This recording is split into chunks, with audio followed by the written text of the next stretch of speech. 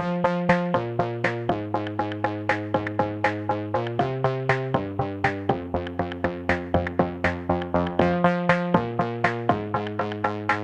my second year at University of Westminster, I took part in two programs, the Working Cultures London program, which was fantastic. I really enjoyed that, and that opened my eyes to a lot of opportunities in different industries, not just science-based. I got to learn a lot about internships and graduate programs and how you can progress as a postgraduate. I also did an Explore Teaching program where you do a 15-day placement in a school. I did not think about teaching beforehand, but when I did that program, I loved it. And I then applied to become a teacher through that program because I really, really enjoyed it. And I'm 6 years postgraduate, I'm 5 years, and I'm still in teaching, and I'm still really enjoy it. I was always interested with science, so I decided to apply for the Biomedical Sciences sandwich course. Whilst doing the degree, what really helped me to shape where I am now is doing the placement. And doing the placement allowed me to understand what it meant to be a biomedical scientist. I specifically was always interested in clinical biochemistry, and that's what really helped me to decide I'm just going to carry on with this degree and I'm going to pursue my interests. I'm so happy that I participated in the mentoring scheme program. My mentor was very helpful. She helped me throughout the application process of my placement. Even after graduating, she was there. She really helped me to build my confidence when applying for roles. I think Salman can relate, but in our case, so we started in 2019 and then COVID hit in 2020 actually. So I think we were kind of limited to a bit of opportunities in terms of externally all those extracurricular pieces. But I think what I did find useful was stepping my toes into a lot of different things, so different modules, and to actually see what I actually would enjoy. I think those different modules helped me understand what kind of skill sets I was most interested in or what suited me well, what worked best. For me, the career service at Westminster is probably the best I've seen in a while. But the biggest thing for me was attending academic events, and that was enabled by both the career service and the university and some of the lecturers. From attending those kind of talks, lectures, networking events, I explored quite a few pathways, and I tried to use those networks to kind of gain a bit of work experience, some shadowing opportunities, and eventually I found my spark in health development. So I'm hoping to use my master's and my BDS in tandem with each other, and that was very much sparked by the curiosity of other people.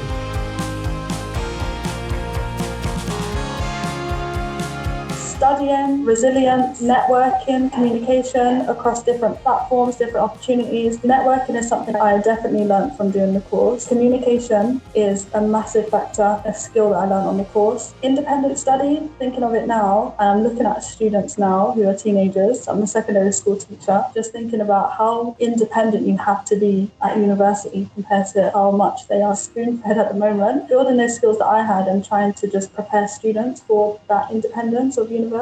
I did my dissertation in COVID year, so I was doing it at home, and I have 3 young children as well, so it was a difficult time. Top 3 skills are time management, communication, and resilience. I guess problem solving and project organization was something quite key, especially with coursework, lab works, and deadlines. I guess it built that determination, that resilience. It kind of ties them all together. Confidence is something the degree did give me, and I think it ties into how supportive the university was itself. I often found at times where I needed that extra support, I knew I could always go to my tutor and I would get that, even my course leaders. So I think that really helped me gain that confidence. Relevant to my role, I would say that the problem solving and project organization, time management was quite key and crucial. Balancing all those pieces together is relevant to what I do now.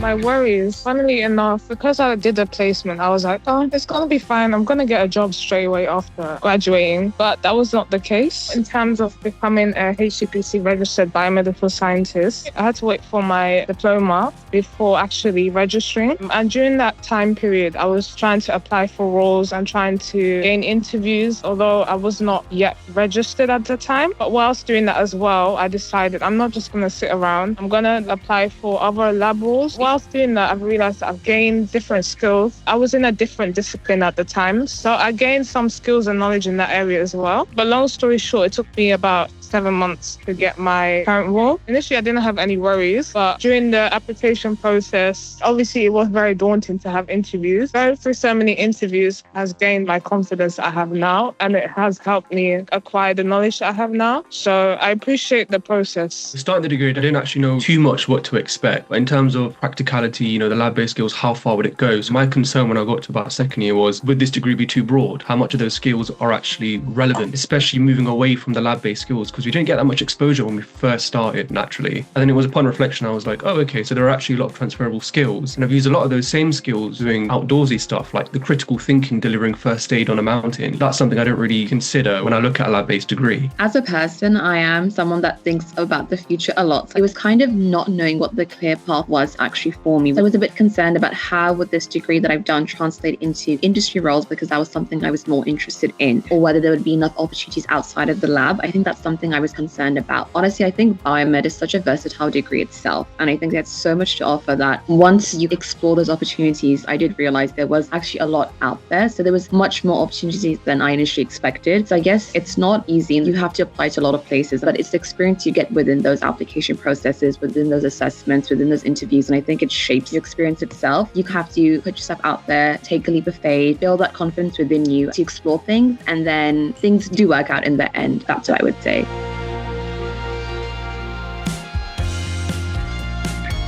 In terms of navigating your career, I'd say just be bold, explore your options, use the university as your resource, use all the resources that you can to help you navigate your career. Take part in the mentorship program, even if you're not 100% sure what you want to do. And also network outside of the university. If you go on Eventbrite, they have activities there as well for networking and meeting other people. And also don't be shy as well. When I was networking and trying to gain job opportunities as well, I felt like I was bothering this manager, but you have to be bold and you have to seek opportunities. And yeah, that's my advice. My top advice is go above and beyond to stand out. So go and look for those opportunities. Go and take that volunteering, because every single time you do those things, you're building those skills, even the students. So doing everything that you can, any kind of volunteering that you have, and outside work experience. So even if you have part-time jobs, you'll have so many skills if you're working in customer service, if you've had a customer service job, if you've emailed your lecturer asking for advice. That's building those communication skills, asking, can I do anything extra? Those are the things that are really going to count when you go into a job, because you'll go in that extra mile. Staying curious and, like everyone said, just exploring those different opportunities. That's kind of a key advice I'd give. Ask questions. So no question is ever wrong. I think I often struggled with thinking, am I asking the right question? But honestly, you need to ask the questions. I think it's really important to ask those questions and, taking advantage outside of the classroom, attending those career talks. So like today, for example, it's a step like what I said, connecting with the alumni. I'm more than happy for students to connect with me on LinkedIn, and I'm more than happy to give any advice if anyone needs any support or just any guidance generally. I think that's something that I think is quite useful for navigating careers in general. I think those experiences can also give you valuable insight into what different career paths look like. I guess just don't underestimate yourself. I mean, there's so much you have to offer, and I think it's just that it builds into that self-confidence aspect where you're learning great things here at the University of Westminster. And I think the skills that you're gaining at this course is so versatile that it's going to give you a great foundation to build a career in more places than you can imagine. Career doesn't have to follow a straight line. I think sometimes the most unexpected can be the most rewarding as well. Just following your heart, just trying to gain that confidence, talking to people, believe in yourself, don't give up. We all used to be in the same boat as you guys were today. And I think just talking from that experience, now where I am today, I'm very happy and I'm very grateful. And I really hope everyone's career path goes where they wish for. But keep exploring, keep asking the questions, and stay curious. Westminster has a lot of opportunities that you just need to look for. So I just say take all of them, keep yourself busy, and if there isn't an opportunity, just make one. So speak to your lecturers. If you want to start or join one of their research projects, try it. People are willing to help, so use that and then pass it on. I think in terms of things like further study particularly, keep your options open on the side, but you need a bit of an obsession to achieve what you're trying to achieve. Apply for things you think might be out of reach. Enjoy your time at uni, but really find something to zone in on and just go all in.